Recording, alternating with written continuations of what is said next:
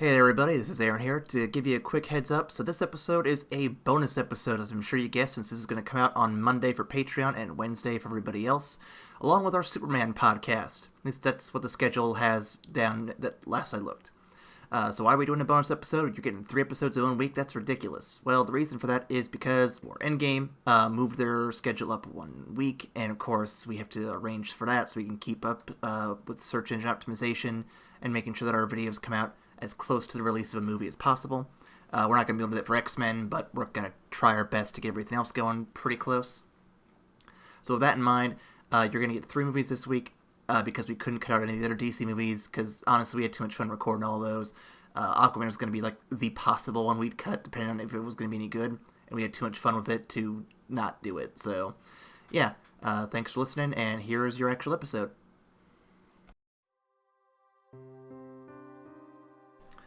Hey folks, Aaron here, and I know we normally do funny gags for these intros, but since today's film covers some tougher subject matters like kidnapping, rape, anxiety, and depression, I figured I'd get straight to the point in this one. And that stuff is a trigger for you, then consider this a brief warning. We've been doing this podcast game for a long time. We'd like this thing to keep going much longer than now, and we can only do that with your help. Please go to patreon.com/Evacstation. For less than the cost of a smelly carpet that you can use for your escape plan, you can help us escape our dead-end jobs and do more shows like this. Only $1 a month, that's all we're asking.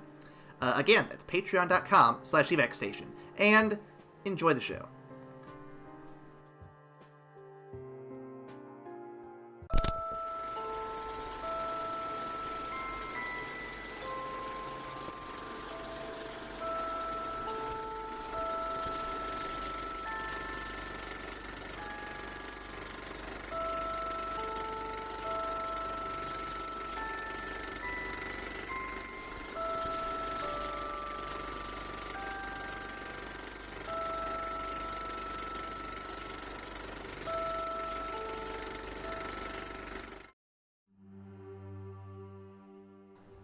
You know, Ryan, I wouldn't have fallen for that old sick dog trick. You know why? Why? Because that man was probably a Skrull. Fucking You can't Skrulls. trust anyone anymore. Who are we? We are Aaron J. with Seth Skrull.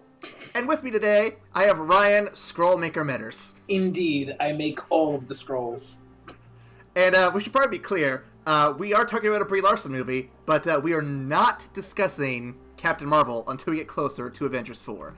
Because we figured we'd do all the Marvel Phase 3 lead-ups right into Avengers 4, which at the time of recording has not been named.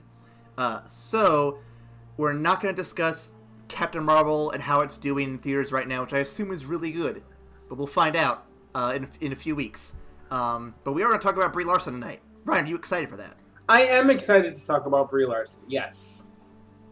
So after I watched this movie, by the way, Amanda talked me into a show that she did called United States of Terra, which is on Hulu streaming right now. So if anyone wants to check that out after talking about this, go check it out. I'm gonna probably get to it soon because it sounds hilarious. That's the show with Toni Collette as she's and she plays somebody with a dissociative identity disorder, right? Yeah. Yep. Okay, I've heard of it. Yeah, I only just heard of it this time around. So I guess I should probably say I'm a Brie Larson virgin. This is the first time I've ever actually seen her in anything. So I'm excited to see how this goes. Before we get too deep into anything, though, we should probably talk about some links. You can find us on Patreon, YouTube, Peepa, iTunes, Google Play, Stitcher, TuneIn, and Podcast Addict. Any of those platforms we are on. You can also find us on Facebook, Twitter, Tumblr, and our email is evacstation@gmail.com. I'm sure we'll remind you again before too long. And Ryan, I know this is the first podcast we've recorded in a while that had this segment, but everyone else has been listening to it probably for a little bit because this is March. Ryan, what you been watching? What have I been watching? Oh boy. This is going to timestamp us pretty hard. Good lord. Well, yeah, the timeline is going to be all fucked up since we're recording this hyper early. The big thing that I just finished watching, I just finished the 3rd season of Daredevil, and boy howdy, that was a fucking season. Oh my god. It had all the stuff that I love about the Daredevil series. You know, it's got brooding ass Matt Murdock as he's having a crisis of faith, as he feels abandoned by God, and as he's trying to wrestle with his own inner demons while like trying to figure out who he can actually trust and how far he's willing to go to finally put down the Kingpin when the law continually fails to do so. If anybody watches that, please feel free to reach out. I can talk about that shit for hours. It was an amazing season. And if Netflix keeps going the way it has been, it would be a good season to end on. I'll leave it at that. Man, they've been cutting those shows left and right. I'm a little worried about it. But hopefully Heroes for Hire gets announced soon and all of my fears will be put to rest. Knowing that it's March and we have many months from recording this now, that it could change. So we'll find out. Anyway, for me, Ryan, since I don't want to lock myself into anything, I've made a list of all the things I've been watching since we started doing our like holiday recordings. Just that way I have a backup list of various things I have been watching. Or playing, for that matter. And I will get one of them out of the way right now, because this is definitely not going to timestamp me in any way. I finished Horizon Zero Dawn. Oh, finally! How'd you like the ending? So I enjoy the game quite a bit. I struggle a lot with open world games because it's one of those things where you have all these different things you can do, and it seems like you never get through to the main quest and never finish it. But the thing with this game, though, is that the side quests are all fairly quick. You don't really feel obligated to do them, but they actually are fun to do, by and large. And the main story actually is really good. Like, I'm comparing it to something like, say, Skyrim, for example, where I don't hate Skyrim, but the main quest is not very compelling. And the side quests are numerous and very distracting. So, never finishing that game was on my list of things to do. But this game was something I actually could finish and did. And I'm very impressed. The ending, as you ask, I think it's really good. Leaves it open for a sequel. And can I just say the DLC is fucking baller, the Frozen Wilds? Yes! Like, I'm not a DLC guy. Like, I got turned off on Arkham City when the Harley Quinn DLC came out, where you have to infiltrate a warehouse that she's in holding Batman hostage. It was like $30, $20, $30. It was only like 2 hours long. I'm like, this is fucking bullshit. Why am I paying this much for this? So I got turned off DLC pretty quick there. Just because I ended up getting the complete set, and it was all $20 total, so this is definitely worth the money when I got it. And I gotta say, so when I first started the game, I'm gonna end here real quick. When I first started the game, I had a rough time with the facial animations. They looked a little janky. But by the end of the game, I was actually getting used to them, and I think it's either they got better throughout the game, or I just got more used to them, or maybe a bit of both. But I definitely think the Frozen Wilds animations were way better than anything else in the game.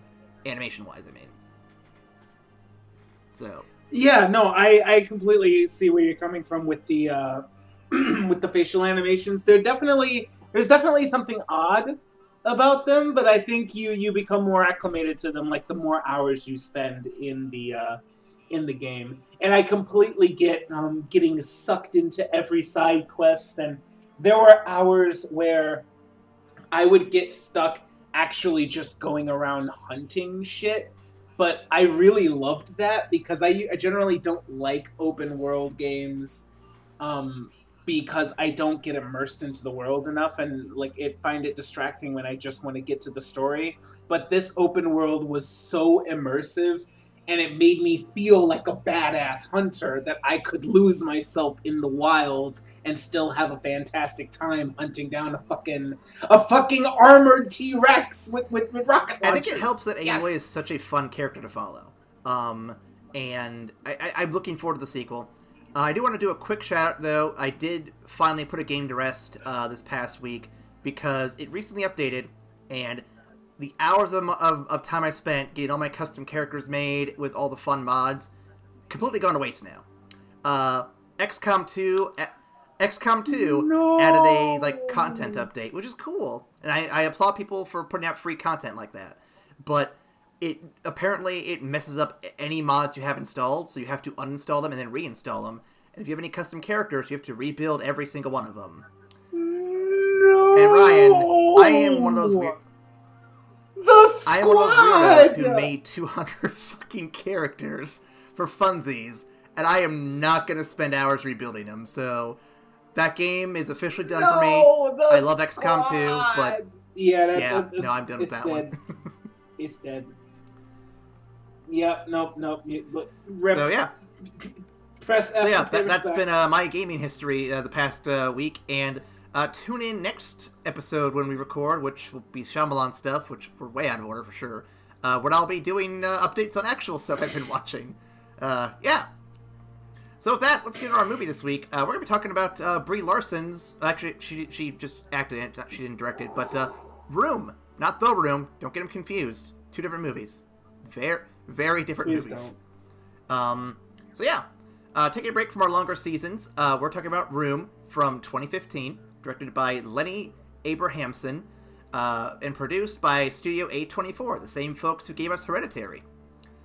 The film had a box office take of 21,989,000 worldwide, and our cast list includes likes of William H. Macy for like 5 minutes, Sean Bridgers, Tom McCamus, Joan Allen, Jacob Tremblay, who did a really good job, and the woman of the hour herself, Brie Larson.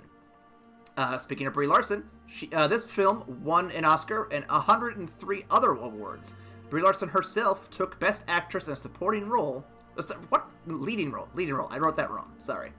Leading role from the Academy Awards, as well as the BAFTA Film Awards, the Golden Globes, the Screen Actors Guild, and a few others that I am not going to list all here. Jacob also won Best Performance by a Younger Actor from the Sci-Fi, Horror, and Fantasy Awards, along with the Best Indie Film from the same awards. And there are many, many more achievements I cannot list here, because we'll be here all night. We also have 3 fun facts for you about this film. Ryan, would you like to go first? Indeed. Jacob Tremblay, though an experienced actor, actually couldn't bring himself to yell at Brie Larson in the scene where he's angry about the birthday cake having no candles. So finally, the director had the entire cast and crew start jumping up and down, yelling and screaming until he was able to do so himself. It was pretty damn cute. The first month of the shoot was filmed in a tiny 11-foot by 11-foot set with Lenny Abrahamson and his crew working entirely within the confines of the limited space. In keeping with the claustrophobic theme, walls were never removed in order to facilitate filming, which meant the shooting around the kitchen, space, bathtub, and other features of Room requires lots of creativity. Abrahamson himself spent a lot of time in the bathtub because it was the one place where he could lie and not be visible during a complex take. He describes the cramped shooting experience as being like the game Tetris. That's really committed, though. Commitment to that art. That is...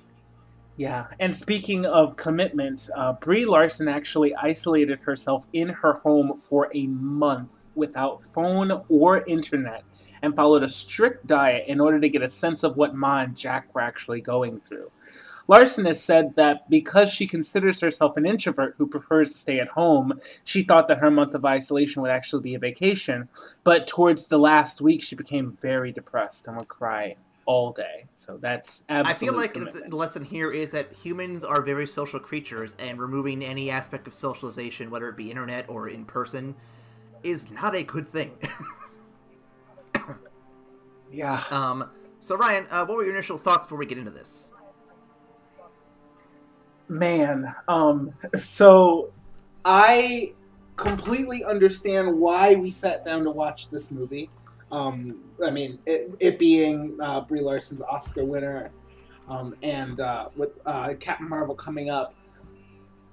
But man, I didn't look at anything about the movie before I sat down to watch it. All I knew is that the main character is going to be in Captain Marvel, and I don't even know what I was expecting, but I wasn't expecting this. I thought that it's a very powerful movie, a very well-crafted piece of cinema, and it came from so out of left field for me personally that I was kind of reeling for the entire movie. I thought it was fantastic once again, but it's an unsettling film. Unsettling in a really good way, but I would call it unsettling if I had to settle on one word. I will go by saying it was genuinely creepy, leading to heartbreaking and ending with something that was both hopeful and a little sad. Movie has a lot of different directions, and it doesn't waste a single minute of time. I think it's definitely a well-crafted and very well thought out piece. I think that the director and the team making it knew exactly what they wanted to make, and they hit it out of the park for sure. Yeah, man, I don't think we've done a movie this serious since certain parts of since I wasn't gonna drop the name specifically, but yeah, Grave of the Fireflies, in the early Miyazaki days, we haven't done one that makes you sit down and really just be in it for a while. It worked. It really works. And I'll add really your does. little going into it too. When I first got this DVD, Blu-ray actually, we rented it. And I saw the cover. I'm like, oh, it looks like a lighthearted, little fun movie. This will be a good time. And then when I put the DVD in, I get the IMDb page up because I'm starting to write the script. And I look at it, and I'm like, oh, it's a thriller movie. Okay, well, we'll get some little twists and surprises here after all. Man, it does not fit either of those ideas at all, guys. So if you want to be surprised by what this movie is, stop now, go watch it, and come back because, whoo boy, this is gonna be a good time. Well, good time. Good. You know, honestly, I feel like this is the most realistic thriller / horror. I wouldn't call it horror, but it could straddle that line of thriller and horror. But it's the most realistic because shit like this actually happens, and nobody can really grasp the reality of that shit. And I think this movie does a fantastic job of really painting a realistic picture of what some terrible shit that humanity is capable of and Absolutely. what that can do to a person. With that, Ryan, I have a synopsis here for you. And it's going to be a little light on jokes, All so right. if you guys are looking for a little laughs here, I kept it pretty light. Okay? Here we go. The film starts with Jack telling us about Room, which is where he's lived for 5 years as of the day of this film starts. What is Room? We come to find out it's a shed in the backyard of a man named Old Nick. Wait, why are we here? Did the world come to an end, and is this just the only safe place on Earth? No, quite the opposite. Jack's mom, Joy, tells him soon after he turns 5 that Room isn't everything. There is an entire world beyond the walls of Room, and that Old Nick is a horrible man who has forced her, and by extension Jack, to remain trapped in there. Joy devises a plan to break Jack out of Room by first faking an illness and then faking his death. Both handy skills for when Jack will finally enter the public school life. Oh, dude. Dude, faking an illness to get out of a test. Bart Simpson right there. Okay, I just went to a darker place. I'm sorry. Good lord. I'm sorry, dude. That's exactly where my mind went. I'm sorry. No, you're fine. Per his mom's instructions, Jack jumps out of Old Nick's truck when he's on the way to bury the presumed dead Jack. Young Jack finds the first person he can and cries out for help. The police get involved, and the world's smartest cop pieces together the location of Joy from Jack's strange description of his escape. Old Nick is eventually apprehended, while Joy and Jack integrate into the world. Sort of. The film continues with Joy returning to live with her mom, Nancy. Jack has to learn to socialize with new people other than his mom. Joy has to get out of her mind about being trapped and back into functioning into real life. However, Joy struggles with this and almost immediately kills herself with an overdose of painkillers in the process. While she disappears for a while to be alone and get herself out of her little rut, Jack grows closer to Grandma Nancy and her lover Leo and their dog Seamus, who's a cute little puppy. He makes a friend and starts to understand the world outside of Room. Eventually, Joy returns and gives this whole real-life thing another. Ends with Jack asking to return to Room one last time. When they arrive, they see the door has been ripped off and many fixtures have been removed for evidence against Old Nick's horrible, horrible crimes. To Jack, Room seems much smaller now. They say goodbye to their former life once and for all, and the credits roll as snow begins to fall.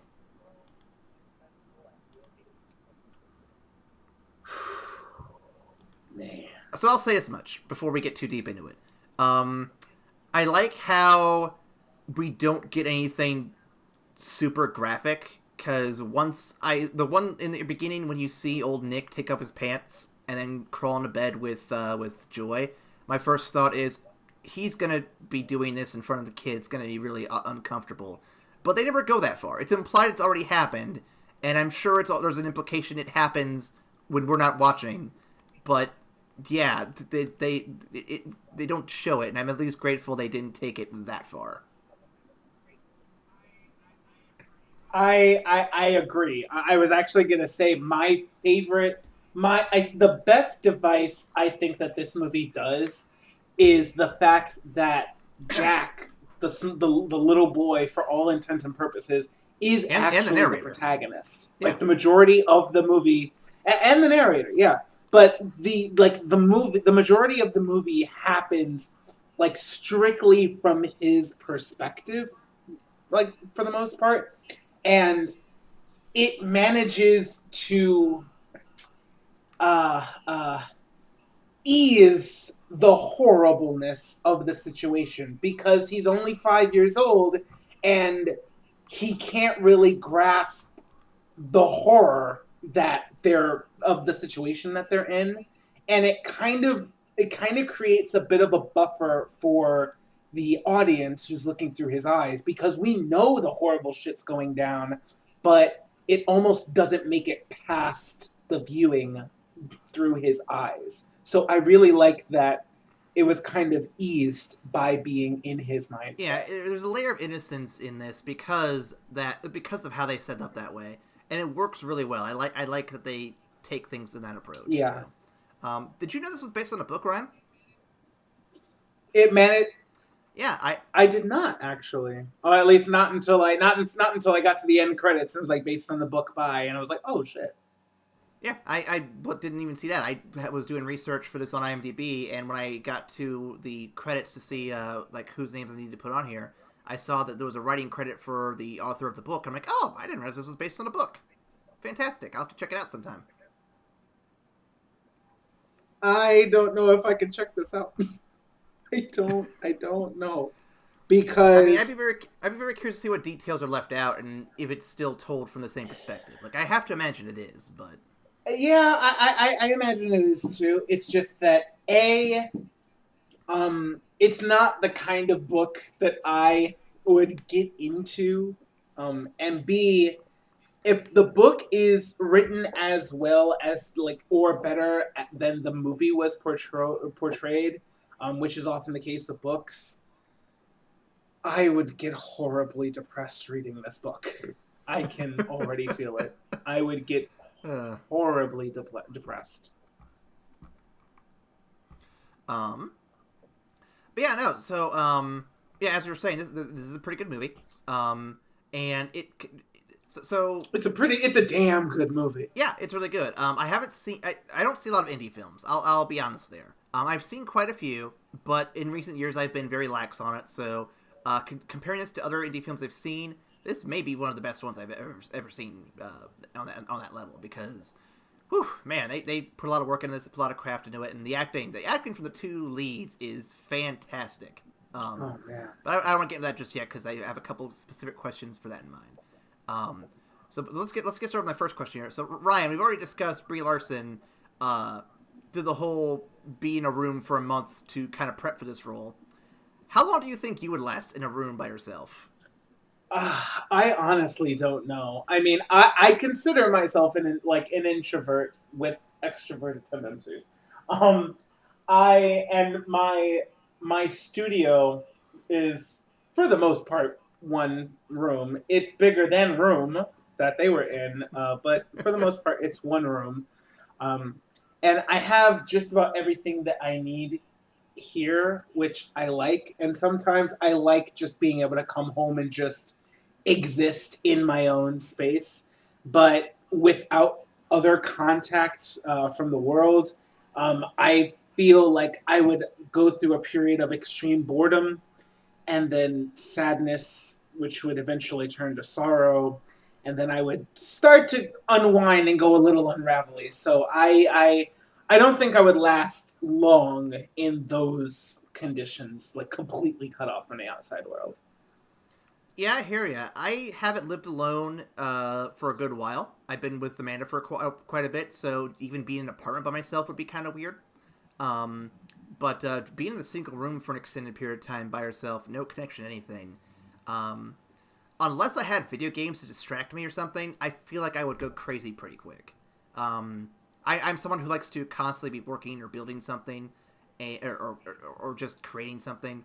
And if I don't have some outlet for creativity, whether it be custom XCOM 2 characters, Minecraft, or just writing cool shit, I feel like I'd go nuts. And the inability to share it would also kind of suck. So, yeah, that's kind of where I'm at in that one. Yeah, no, that's fucked up, honestly. To add to that, how long do you think you'd go having to raise and or put up with Jack? Man, Jack was so cool. Don't get me wrong. I like Jack was really cool. By the end, he's really good. But in the beginning, oh man. You know. I can see that being a bit rough. Like raising a rambunctious 5-year-old in and of itself is hard. It's just a hard thing to do. But raising that 5-year-old in a single room where you are never away from that 5-year-old, and that 5-year-old literally believes that you and this room is the entirety of the world, with all of that 5-year-old enthusiasm just going nonstop. Oh man. I couldn't do it. Nope, I couldn't either. And I should probably make this clear to everyone listening. If they haven't watched it yet, shame on you for you're getting spoilers here. Jack is a baby conceived from sexual assault. It's not directly stated, but it is heavily implied in a couple different spots. Yeah. And I figured we should probably put that out there. Yeah. I mean, simple math happens, when she says she's been in the room for 7 years and Jack is 5 years old, and the movie starts with Jack's story of how he was inside his mom and he went boom, boom, boom on her stomach and he burst forth from her onto rug into room and she said, "Hi, Jack." And I'm like, oh, he was born in this room. Oh, dear God. All right. All the implications are bad. There are many other moments, too, it brings up, such as the dad's reaction later in the film or when old Nick says, you remember how you got him, and basically threatening to make it happen again. That's rough stuff, man. It's rough. Although I don't think that threat was more that he was threatening to make it happen again because it was happening nightly. But but I mean, like, just to just the threat of it happening and maybe even another child happening in that small space. I feel like when he said that, it was more just like, she's being so protective of this kid. Don't forget who gave him to you. I think that's what I wouldn't call giving him. Well, that old Nick's words. That's what I'm saying. Old Nick. I'm correcting old Nick because he's a piece of shit. He is. Oh my God. Oh man, that guy. Ooh, I was. Oh good. Ooh, I'm sorry. Next question. Ooh, next question. Bad thoughts. Okay. I guess kind of going in the same vein of being disgusted. What is the most disgusting or disturbing aspect of Room aside from knowing what Nick has done to Joy in the prior to the events of the film? So the first thing I'm going to bring it up here. The first thing I questioned was the whole toilet situation because I didn't see it at first. It came up like maybe a minute or two after I asked when I was watching. But I thought to myself, okay, that kid looks like he's wearing a diaper, possibly. And I have to wonder, where do they put all their bathroom stuff at? Because what is this room connected to? Where does it all go? Is there even anything? You see a toilet eventually, and there is something, but that's still not sanitary. That's still gross as fuck. Plus, I don't know if they have any of the like proper clean materials to wash up afterward and stuff. Just saying. Yeah, no, that's real. That's real. God, I I don't know. The whole thing was just it was less of one specific thing and more just like the small realities of that small room being your only world that just kind of painted a really, really bleak picture. Just like the idea that that Jack had this difference between like, well, TV's just TV. The only real people are me and mom, or And old how, Nick. yeah, and old Nick, or how eggs like he would list the best qualities of every piece of everything in the room. He's like, egg snake is my longest and most beautifulest friend. Bendy spoon is the best because X, Y, and Z. I'm just like, it's just the small things that He's so damn painted it. And it optimistic, was just though. like, oh my god. And that's the killer part, because he had all the optimism of a 5-year-old and just like all of the joy and outlook on life, but his outlook on life was so stunted because he literally could not conceive of anything outside of the room. And it was really beautifully told, but really tragic in the hearing. So I think it was a So bunch I'm of gonna small things that would throw me for a loop. so I'm gonna actually back up my answer. Toilets are usually my go-to, but in this case, I actually want to rephrase it. Um, when he cuts off the power because she speaks up against him, that is disturbing because it's like, not only is your life's already in his hands just by being trapped there, but the fact he can take it that much further and possibly get people sick or kill them just based on the ability to cut off their heat, their AC, whatever minor comforts they're allowed in there. That is just on another. That's like fucking POW torture levels. Not to that degree, obviously, because POWs go through a lot of shit, but it's up there. It's close, and it's just sad that anyone would willingly do that to another human being. And Period. just to jump on the old Nick hate train, when he comes back the day after he pulls that stunt, and Joy has hatched, this plan where it's like, we're gonna pretend that my son is dead because of his fucking power play, and she's got him wrapped up in the carpet, and he's like, well, damn, I guess it was a little more serious than I thought. I wanted to shoot that dude, like, instantly. Like, yo, oh my god. Like he did so many terrible things, but the sheer lack of empathy in that moment was just, like, so crystal clear. And, oh, God. I hate that man so much. So And much.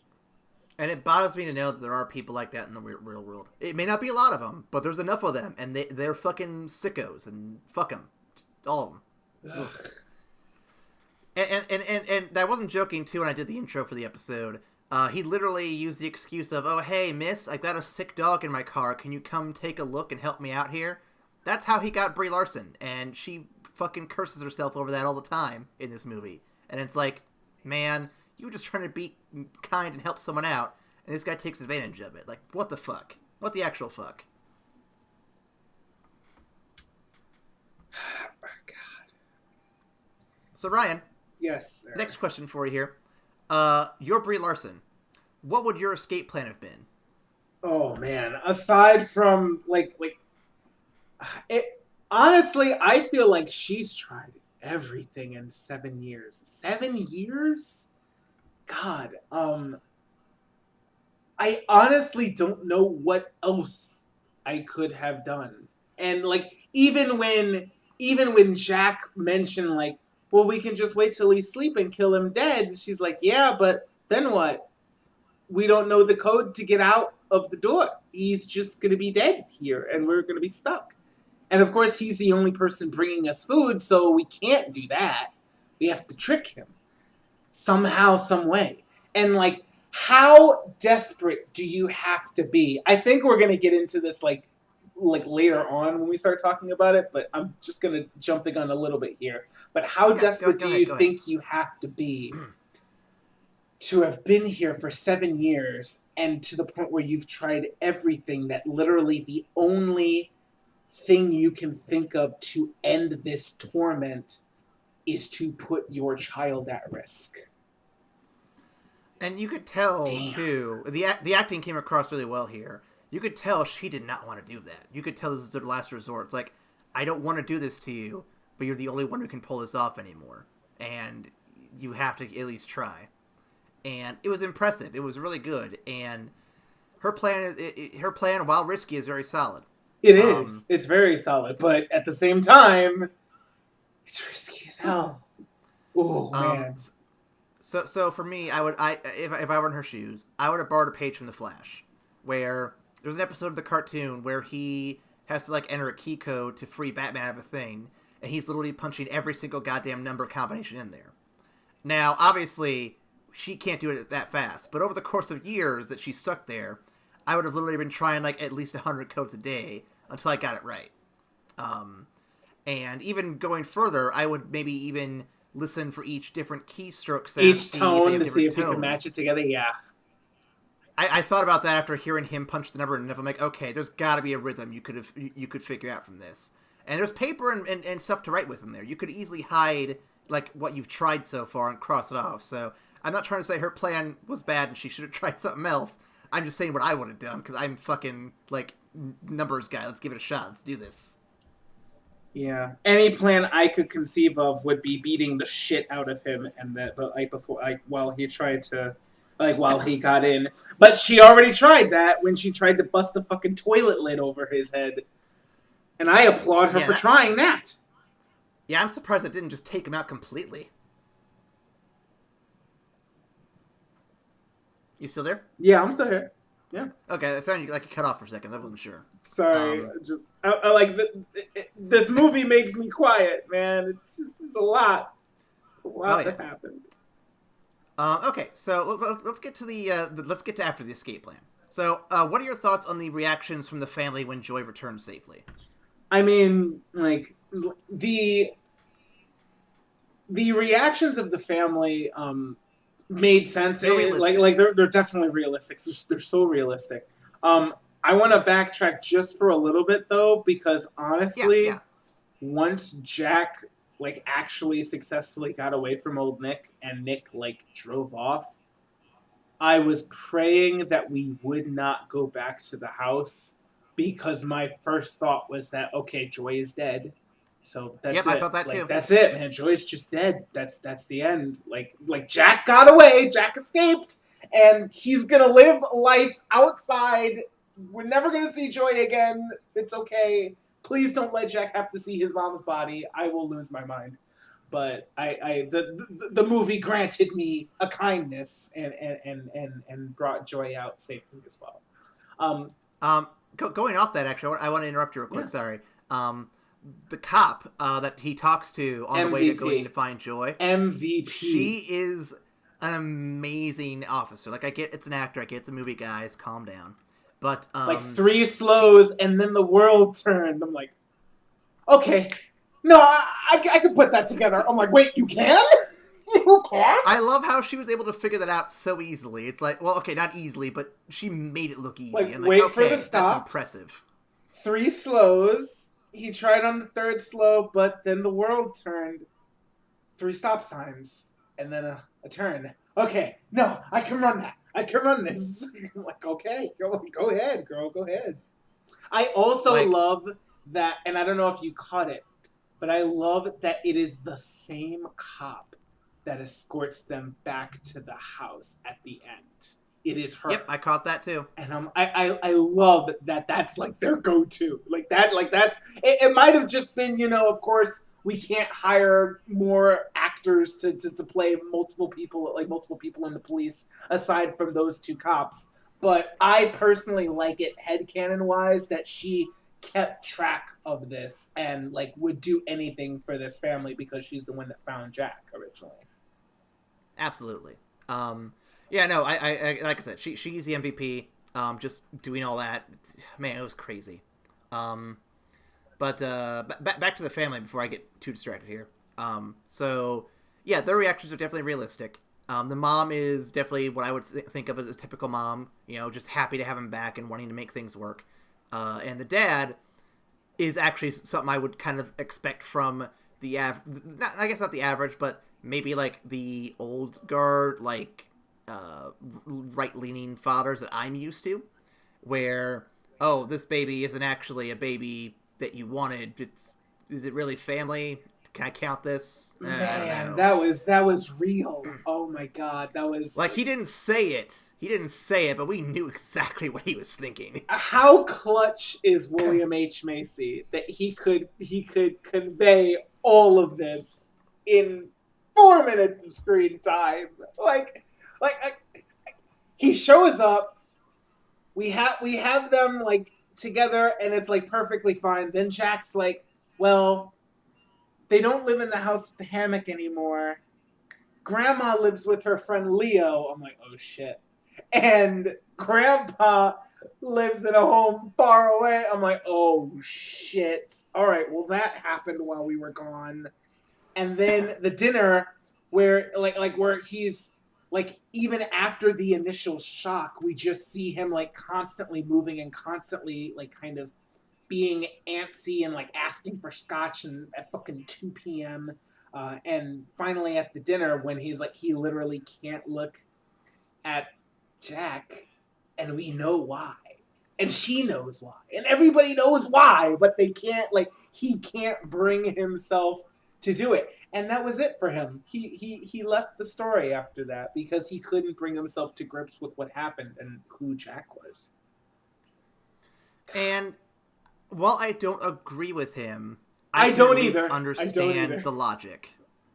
I can understand. I honestly don't think there's logic behind it. I think there's just it's a straight up emotional response. I mean, how would you feel if you looked at this child and all you could think of was how that child was created and how that child is essentially the living embodiment of the terror that your little girl just went through? Like, some people would not be able to disconnect those two thoughts. And I can't necessarily fault them for that. Like, don't get me wrong, I don't agree with it, but at the same time, it's like, they're entitled to feel that way because, yeah, it is a reminder of what happened, and some people can't overlook the bad stuff like that happened. It's amazing that Brie Larson's character can, actually, in my opinion, but I guess when you're stuck with him for 5 years, you kind of have to. Ooh, okay. So I know we're going all off the rails, but I wanna because you brought up something that I wanted to bring up as well. Okay. But when he finally cuts his hair, okay. Yes. So I thought that keeping the hair long was a very interesting choice, and finally when he cuts his hair, because like he's like Samson in the Bible, it's where his strong is. And of course he's like, my mom needs my strong more than I do, so can we cut my hair and send it to her so that she can use my strong? And I'm like, that's really touching and that's really amazing. But I kept thinking, especially because he once he got outside, everybody mistook him for a girl. What if Joy was keeping his hair long so that he looked more like her and less like Nick? I was worried that once he cut his hair and she came back, she would run into the same shit that her dad was, because with his hair cut, he probably looks more like his dad. See, I didn't think of that. I was so focused on everything else. I'll be honest with you, I was trying to figure out what the whole, like, giving her my strong thing meant. I didn't understand it was, like, a biblical reference. Oh, yeah, no, because he kept referencing Samson. And they don't explicitly mention the Bible, but, preacher's kid over here. Yes, the story of Samson, he kept his hair long because that's where his power was. And once someone cut his hair, he became weak and was slain in battle. So, yeah, that's where that went from. That's where that came from. That makes a lot more sense now that you're telling me.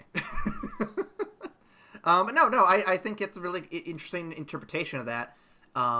Because, yeah, that would definitely be a good way to kind of mask the other half of his genetics if you really wanted to. So, yeah, that's That's a really good line of thinking there.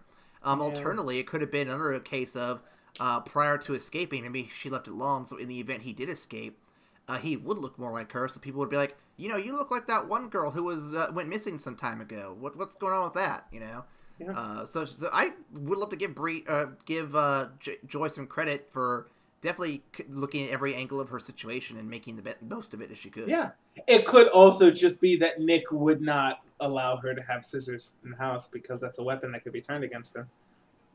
Which is also fair, Yeah. but he could have brought in scissors himself, but also I don't trust Nick with scissors, so moving on. Yeah.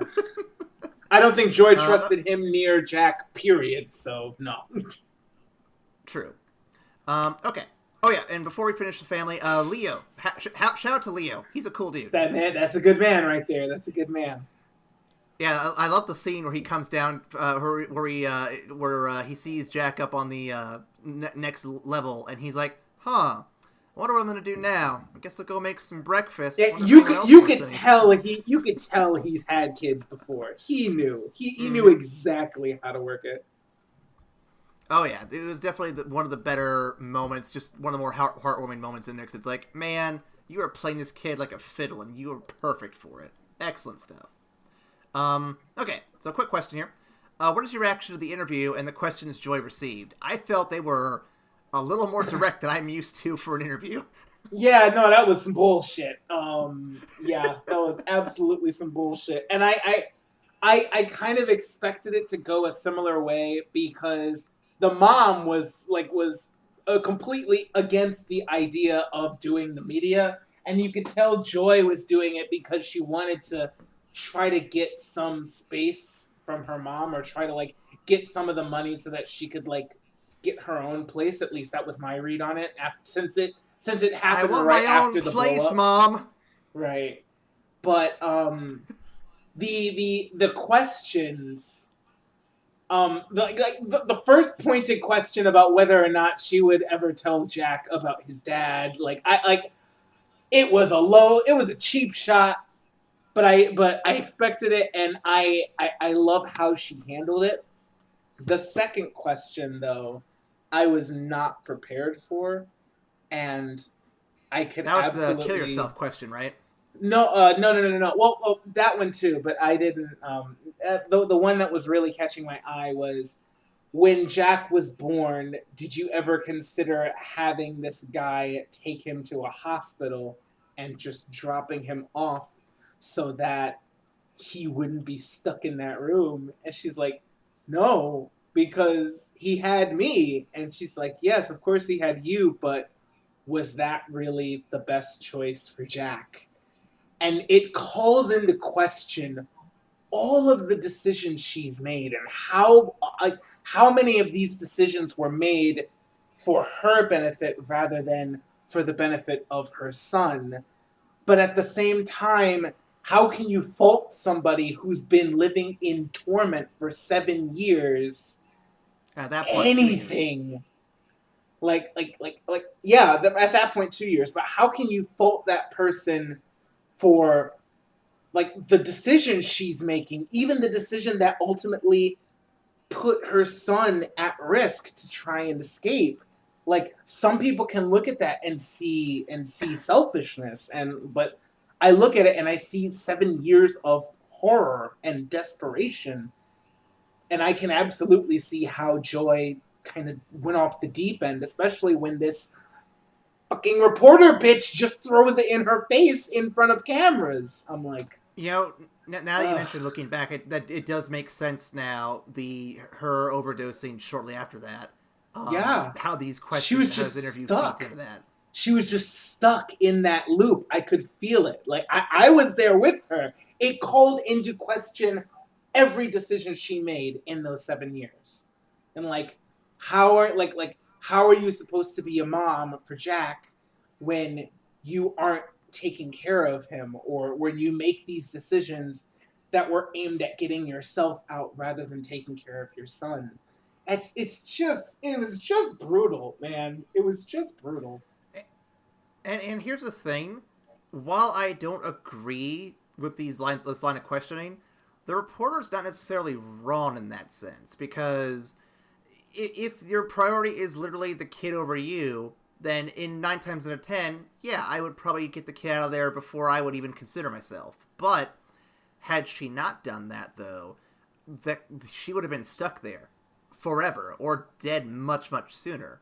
So the question becomes, would it have been better to send the kid out there into the foster system and deal with very many unknown elements? Or is it better for her to be with him and hopefully, with the two of them combined, get out of there and maybe eventually get a life of their own? There isn't a clear answer there, and in the situation she was in, she couldn't have had a clear answer. She couldn't have thought that far ahead. She only could think of just what is the best thing to do in this very moment. Absolutely. And I mean, it's just, one of the things that this movie does amazingly well is that it paints these insanely complex situations and forces you to consider every side of it. Like, if you're looking at it from the outsider perspective with absolutely no idea of what the hell these people went through, you could sit there and judge and say, well, if this guy got you pregnant and you had this child, how could you conscience keeping this child in the same hell that you were in? Why wouldn't you just like become the paragon of all motherhood and give up your child so that he was not in this room forever? But that's an idealized version of a mom, a real human being who is in this situation and literally of this horrible tragedy has a child that she looks at and sees nothing but love and feels nothing but love for. How can you judge her for wanting to keep that close, for wanting to take care of her child? The one anchor she could have back to reality. Right. Was it possible that a bit of that was selfish? Sure. But, like, who are we to judge when we can't ever conscience being in a situation like that? And that might be a comment on the media itself, because while not every interviewer is like this lady we see in the movie here, there are plenty of different scenarios, from school shootings to wartime to anything, where you have reporters asking these very not... I'm trying to think of the best word here. They're asking these questions that in a normal conversation you wouldn't dare ask because it's just too much at that moment. And I feel like that is not... The film's not about this, but maybe it's a small commentary that, hey, wouldn't it be great if, media would maybe back off these people, or at least treat them like human beings and maybe not judge them for their faults, but it kind of just empathize with them? Yeah. God. So I'm definitely reading out of this, because if you look at the news cycle right now, aside from all the Trump bullshit, you get this kind of stuff with other interviews for tragedies all the time. And maybe not to this degree, but it's out there. And it sucks when you have these tone-deaf reporters asking these stupid, stupid questions like this. Yeah, it's poignant, man. It's a very poignant piece. God. Okay, so I'm going to jump to the next one here real quick.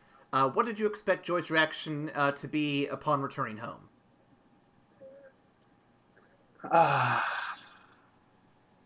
To me, I think it fit really well with what happened. I think it did too.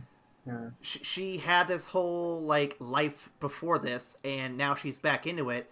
But here's the thing. So this is something I learned when my brother went through his very many problems, so to speak. When you become an addict, you stop mentally aging, and you're stuck at the age you started your addiction at. And I feel that while she's unaddicted, it's a kind of a similar scenario. She stopped essentially maturing in a social, mental level at age 17. I mean, she's not an idiot by any means, but what I'm saying is, her life stopped. It paused at age 17 when she was kidnapped, and now she's 7 years later being thrown back in everything and expected to pick up where she left off. That's fucking overwhelming, even for someone who pauses, for 8 hours at night and comes back expected to reality. That still sounds like a complete task here. But 7 years? Holy shit. How's she supposed to do that? That's ridiculous. Yeah, yeah, and like one of the things that that struck me was she was going through her yearbook and all her old That's yeah, pictures with yeah. Jack, and she was like, "There's this person and this person and this person, and do you know what happened to them?" And Jack's like, "No," and she says, "Nothing. They went on with their lives like nothing ever happened to them," and that's like it's just one of the many like mental disconnects that she was dealing with after having gone through 7 years of torment to come back and see that life has completely moved on while she was gone. Like she was in hell and people lived their lives and did other shit. And her parents got divorced and her mom married some other guy. And just coming back to all of that change, I mean, it's absolutely understandable that she would not have reacted well to everything having changed. Yep. Okay, next one I got here.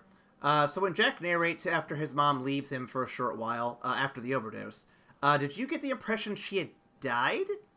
And what are your thoughts on Jack's imprecise narrations overall? I didn't get the idea. I didn't get it that she had died. Um, I thought what struck me from that, the fact that Jack took it so well, but like because I was a little surprised that he had kind of taken it that well that his mom had left like after almost having killed herself. Um, but it I was taken back to the scene in Room after she tried explaining the fact that there was more to life than just Room, and he didn't believe her, and she was kind of pissed off at him, so she just stayed in bed the whole day. And Nick, Jack was just kind of by himself, and he was narrating, and he's like, "Mom's the best at singing and telling stories every day except for when she's having a gone day." So it's just like Jack knows that there are times when his mom just shuts down. It's happened in the past.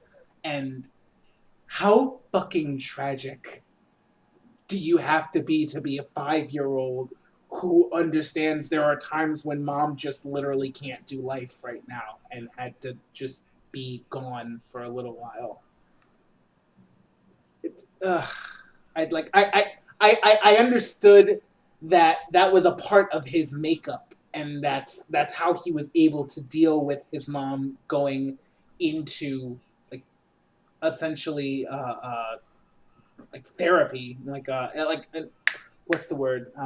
Essentially being committed for a little while she Yeah. got her shit together. Yeah, so the narration to me and maybe I was not fully like understanding because like I said, Jack's narration is a bit imprecise at times. It He's is. a 5-year-old. It makes sense.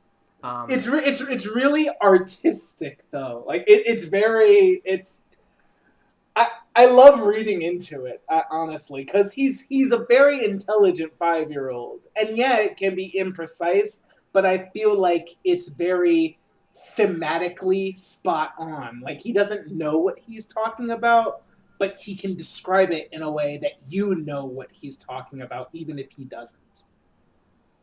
yeah, yeah. And it's definitely a nice little breakup between some of these more serious moments because it reminds us that hey, we're in Jack's head. Things are going to get better because it's all optimism from him. It's all uphill from here. You know. Um, Speaking of Jack, what did you expect Jack's reaction to be upon returning to Room? Um, I, Again, s- again, I thought it was pretty spot on. Me too. Me too. Honestly, I just I love the fact that he came, like he got to it and he's like, "Did Room shrink while we were gone? It seems so small now." Even after all of the shit was taken out of Room, It still he felt small. commented that it felt small, and that's because his world had expanded while gone. It's like I thought it was spot on the way it happened. I did. Well, I did. well. Well, I don't know if you've ever done this, Ryan. So it's a lot like going back to an old elementary school you've been to. Yes, yes, When you're in absolutely. elementary school, everything seems perfectly fine.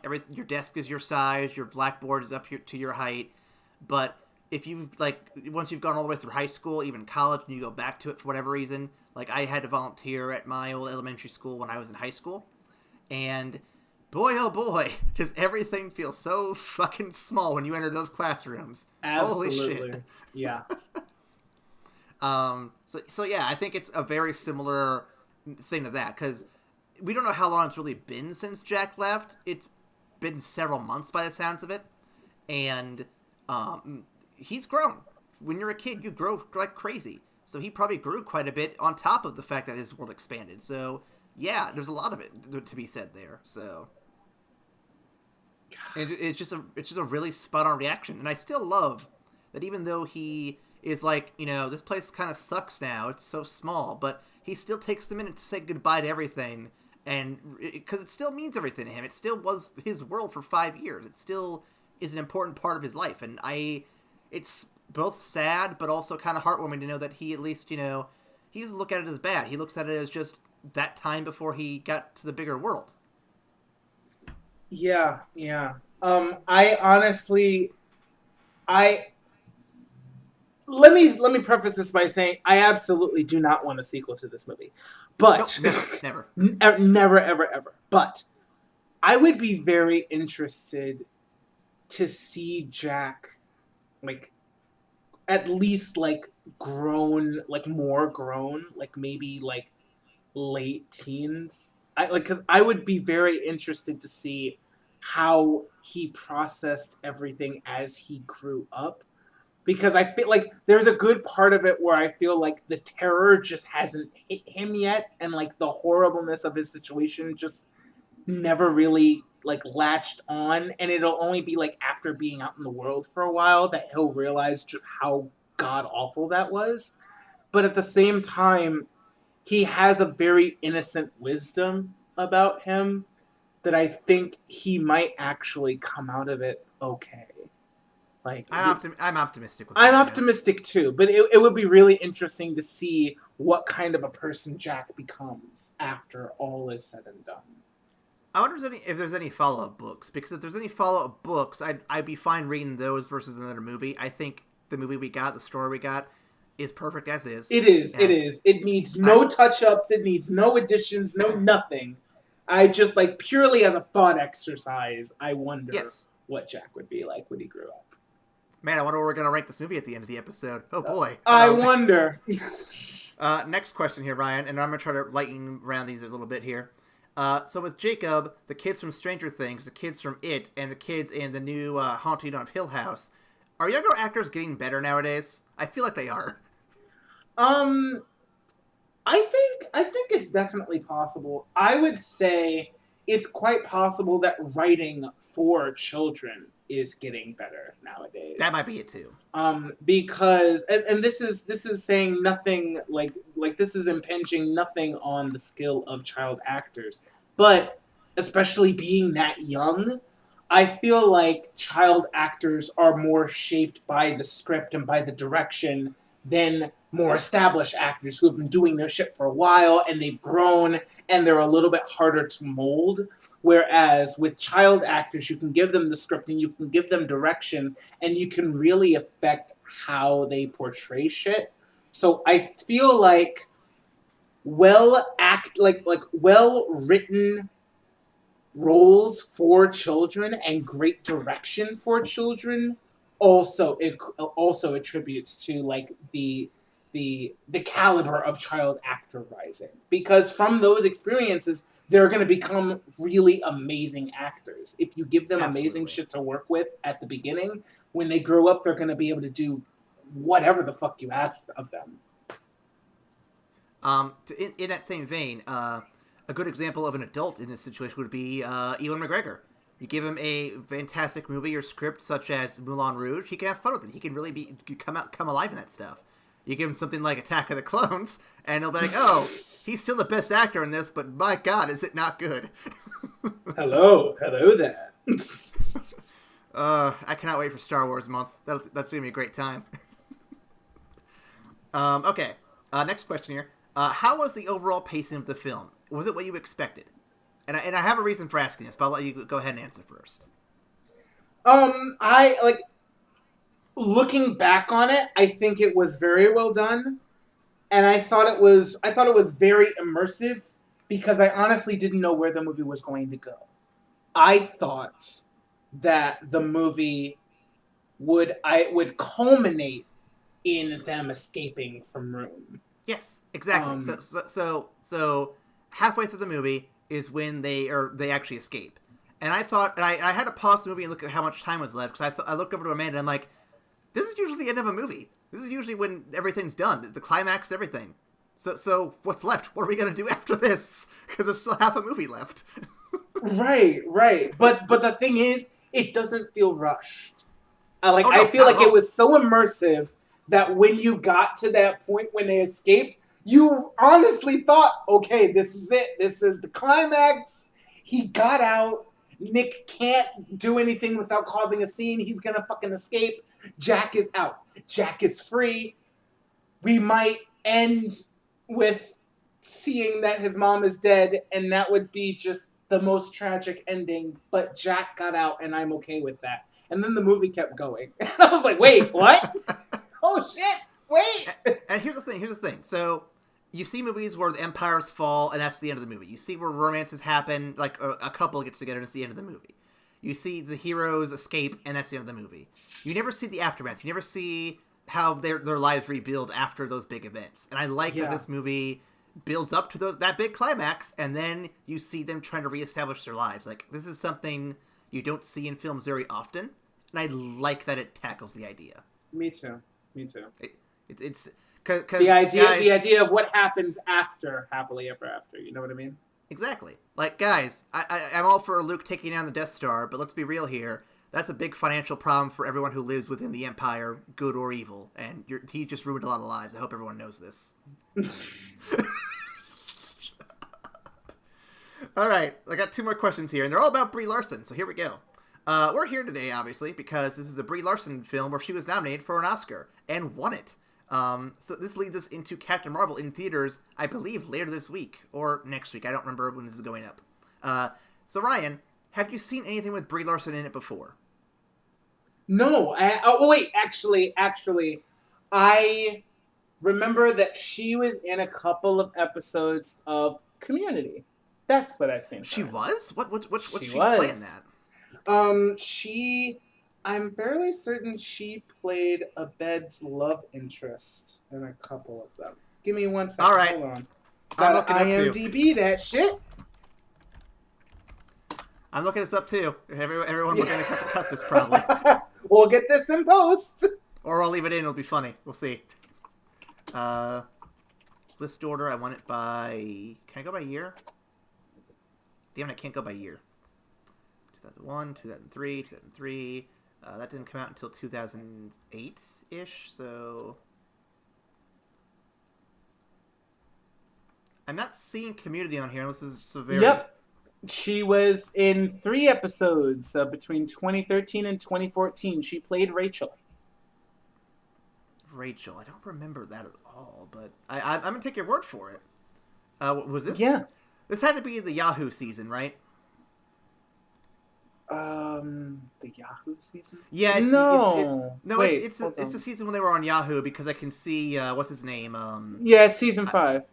Season 5. Season 6 is the one on Yahoo. So season 5 was the last one NBC did. Okay. Actually, she was in season 4. She was in what her first episode was in season 4. It was episode 8. It's the Sophie B. Hawkins dance. She played the girl that was doing the coat check. Oh, okay. So that's her. And they brought her back for 2 more episodes. That's what I've seen. So I unknowingly lied. I have seen her in something before, but I didn't know it was her. So this is the first thing I knew it was her. Yeah. So let's go with that. But for my first scene of Brie Larson, I'm impressed. She does a very good job. Honestly, I feel like I need to watch more movies with her in it, honestly, because I was introduced to her in Community. Then I was told she was going to be playing Captain Marvel. And then I saw her in Room. And these are three entirely different genres. And she's been killing it in everything I've seen her in thus far. So I'm like, is there no limit to what she does? I need to see more of the I need to see more of the shit she does, because she's like, from everything that I've seen, well, I haven't seen a whole bunch, but from everything that I've seen, she's an incredibly versatile actress who can really pull out some emotional shit. Absolutely. And for those of you who are interested, I do know she was in a show called United States of Terra. Amanda put me onto that one. I have not watched it yet, but it is on Hulu for streaming. So if you have not had a chance to check it out and you want to see her in something other than this sad but very well done movie, please go to Hulu if you have it and check it out. And if you need to find out any other Brie Larson movies that are streaming, I actually have a new app that I found that's really good, that you can look up anything and see what platforms it's streaming on. If you have... it's called cool. Just Watch. You can go to your Google Play Store, your iPhones, or iTunes. It might be on iTunes. But I know it's on Google Play. Just look up Just Watch. You can. It's a search engine, basically. You put in whatever movie or show you want to watch, and then it'll tell you what service it's streaming on, or if you can rent it on any of the services like Amazon, YouTube, PlayStation, stuff like that. So it's definitely been very handy lately to avoid renting shit that I could just stream on Netflix. So I highly recommend you check it out if that's something you're interested in, because it's very helpful. Not an ad. Just wanted to point out something fun I found. No, we're not trying to be sponsored by Just Watch. Last question, and certainly not least. So we already talked about her acting, how versatile she is. Does this make you more excited for her MCU debut here in like the next week? It honestly does. I 100%. The biggest thing that I've been excited about since I first saw the big trailer for Captain Marvel isn't that it's like in the 90s or what have you, but I love the cinematography that they did in the opening trailer with like her flashing between like the various points of her life and how it all kind of matches up. But the acting in that, telling a story like that would require, I feel like Captain Marvel is going to be much like deeper, like much more character driven of a story than people are really expecting, which is going to be amazing if they can pull it off, considering that people who don't really read comics don't know that much about Captain Marvel. Oh boy, I could school you on Captain Marvel, man. I haven't read the comics, but I have done a lot of history. I've done a lot of research. Right, I know the gist. I know the gist of her story, but I don't know her character. I don't really know what makes Carol Danvers Carol Danvers.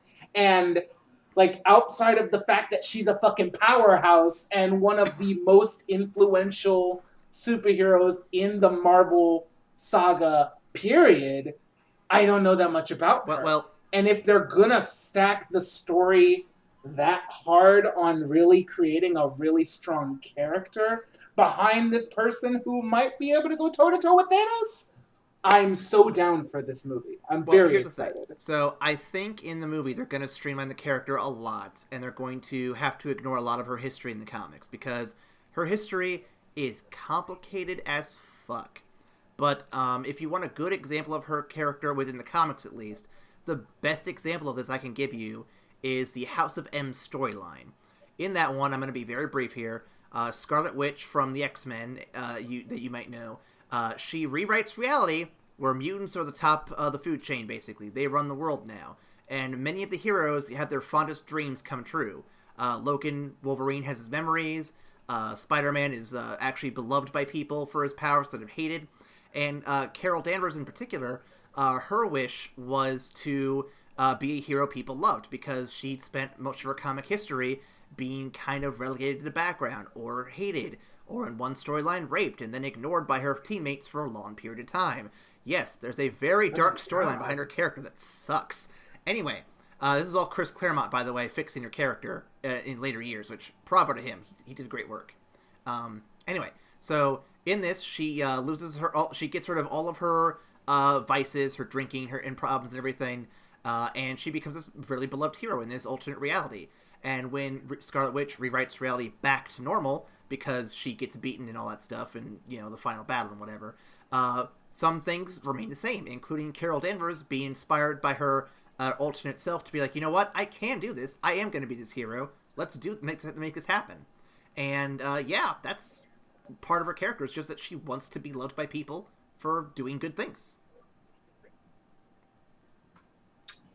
Yeah, I'm hyper excited for this now. Now I'm super excited. That being said, like I said, I'm pretty sure they're going to retcon a lot of that out for the movie, but I feel like the heart of the character will still be there, and I'm excited to see what they do with it. And I think Brie Larson, after seeing this, will deliver a hell of a performance. Probably one of the best ones the MCU has seen thus far. Even though Robert Downey Jr. is going to give her a run for her money, because he is still the definitive Tony Stark person, without question. Oh yeah. No. I mean, like, she's gonna have to contend with some folk, because I'm quite sure that Kevin Feige and the guys at the head of Marvel actually plucked people from the multiverse as the closest people to the characters they're going to portray. I honestly believe Chris Evans is actually Steve Rogers. I just believe this in my heart of hearts.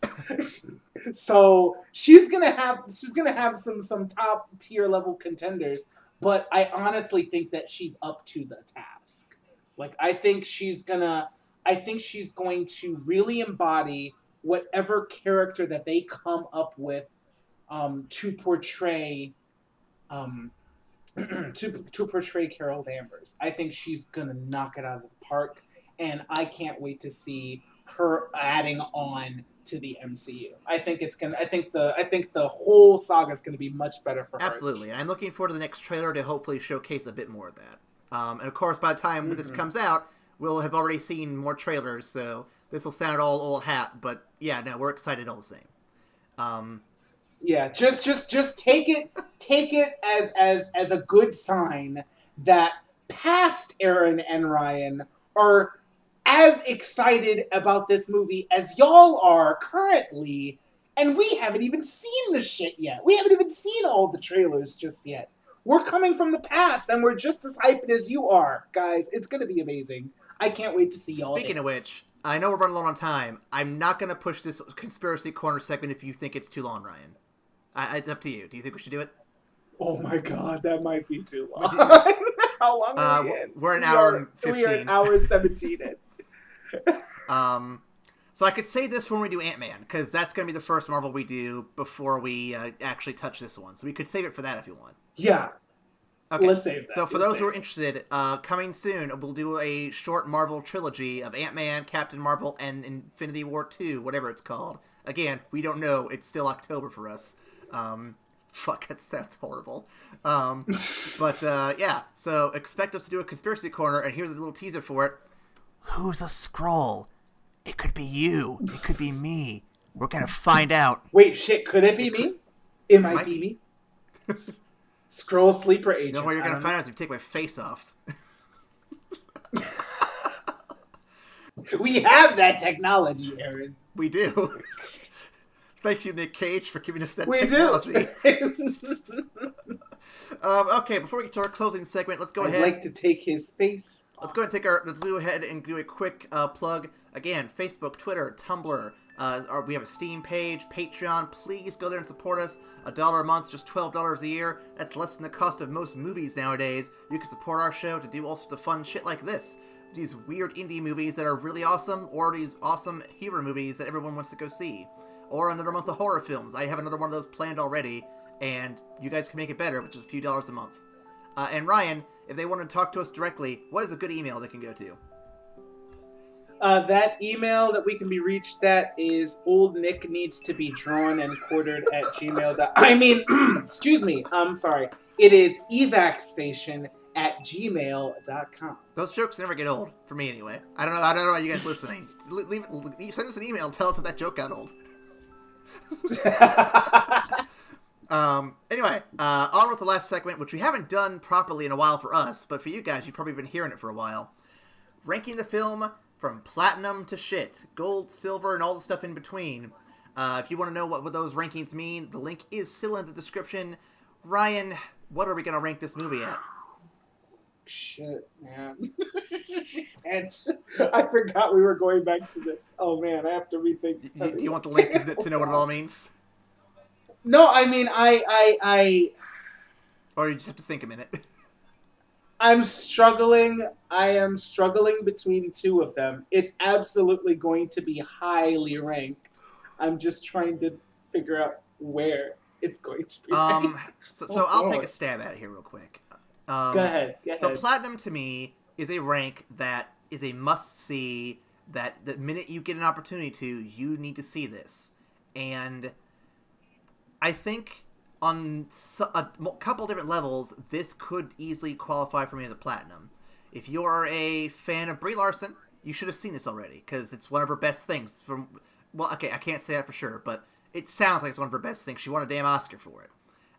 If you're a fan of Marvel, this is a good precursor going into Captain Marvel, because I don't know if this is a good thing to watch before Captain No. This is drastically it gives you an different. idea of what the actress is like, so you have an idea of what to expect of her portrayal as Captain Marvel. You get an idea of, oh, there's someone here who's very talented playing his character. Let's see what she brings to the table. I think it's a good piece for her in particular to see that.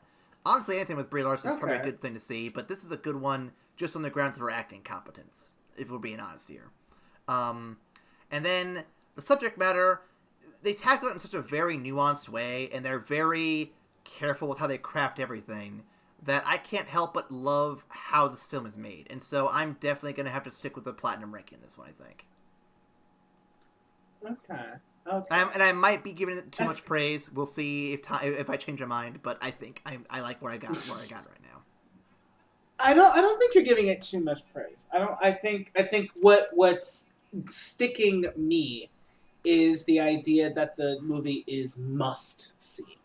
I think this movie is fantastically well made, and I think that anyone who has a serious interest in cinema, this is absolutely a must see. This is a masterclass in a lot of various techniques and some brilliant acting and portrayals from two very talented actors. One of them's a kid. One of them's a kid, for Christ's sake.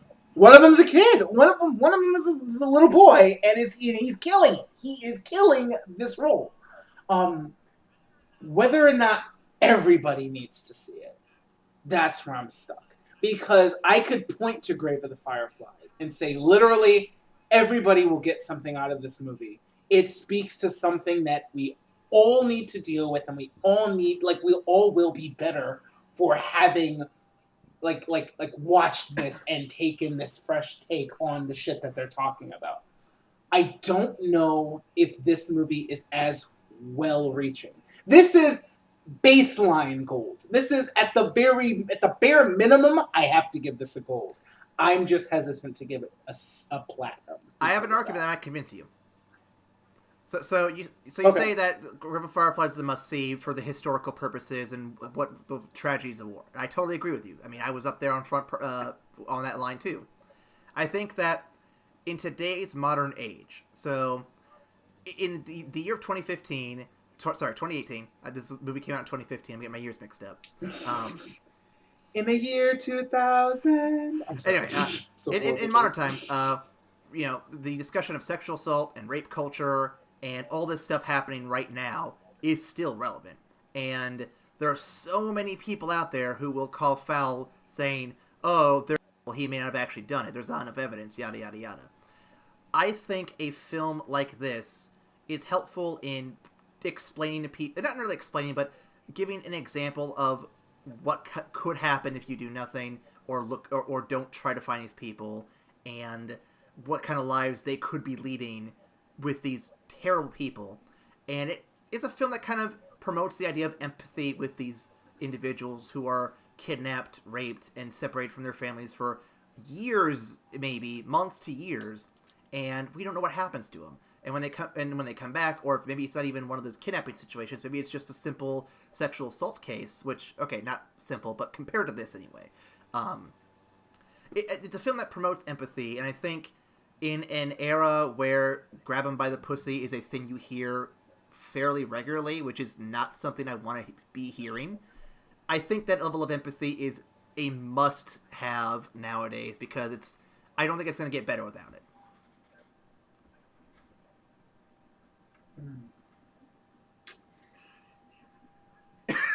That's a good argument. That's a good argument. Okay. I'm not trying to say you have to switch, but that's just... Yeah. No.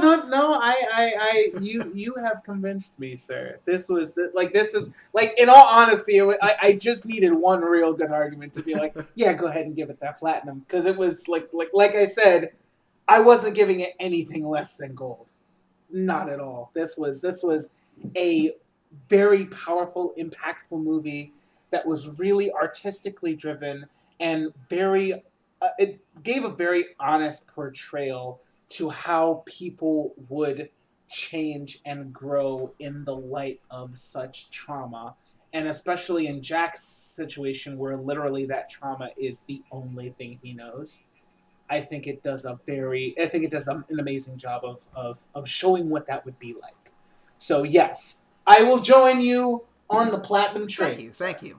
And for those who are asking why we're going so long, trust me, when I wrote this up, I did not expect this to go as long as it did. But this is a very engaging conversation. So thank you, Ryan, for joining me on this one. I watched this movie. I'm like, I'm going to have a lot to say about this. This is a deep-ass movie. So yeah, I hope everyone else enjoyed Room, or at least was able to watch it, because it is on Netflix. If you are streaming this, it is available on Netflix right now. So go check it out as a precursor to Captain Marvel or any Brie Larson exposure if you don't have any yet. Highly recommend it, obviously. And Ryan, is there any other parting words we need to say with them? No, just tune in next week where we'll do something just a little more lighthearted. Oh yes, a little less just delving the deeps, like plumbing the depths of humanity. We probably a little lighter. Probably should give a quick shout out to what's going on next week. So next week begins our DC takeover, which we're going to call, and Ryan, I have a fun name for this now. It's called the Crisis on Infinite Films. I love it, because they're surely in crisis mode. I'm sorry. I like the logo I made for it too. It all looks so good. But tune in next week. We're going to start off with Green Lantern.